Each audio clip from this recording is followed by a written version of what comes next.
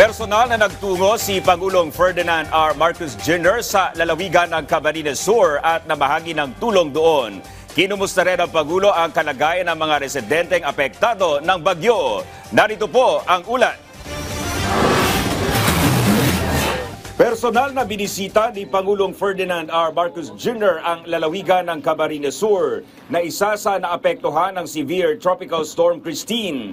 Sa Kausip, Bula, Camarines Sur, dangdaang family food packs mula sa Department of Social Welfare and Development o DSWD ang ipinahanda ni Pangulong Marcos Jr. Isinakay ang family food pack sa mga rubber boat at bangka.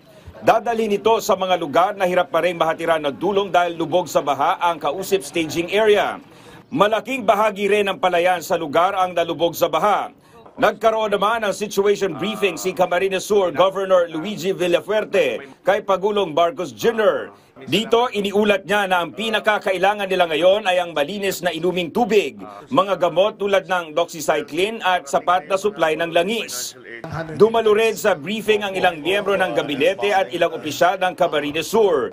Kinumusta rin ni Pangulong Marcos Jr. ang sitwasyon ng ilang residente na pansamantalang sumisilong sa City Hall ng Naga.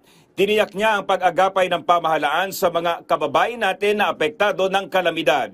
Meron naman tayong sistema para tulungan lahat yung mga naging biktima. And all of that is in place. Yung mga food packs natin, yung mga hygiene kit, na in place lahat yan. Sapat naman yung ating supplies so far. Nais din buhayin ni Pangulong Marcos Jr. ang Bicol River Basin Development Program na sinimula noong 1973. Lalo't malaki ang naitulong nito sa ating komunidad. Babalikan natin pero iba na ang ating focus. Hindi lamang yung community, hindi na yung community development muna. We will focus on the flood control talaga.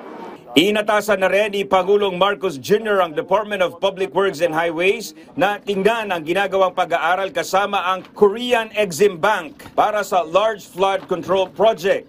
Sa ulat ng Naga LGU, umakyat na sa 13 individual ang nasawi habang 35,000 pamilya ang naapektuhan ng kalamidad. Mahigit 30% ng land area ng Naga City ang lubog pa rin sa baha.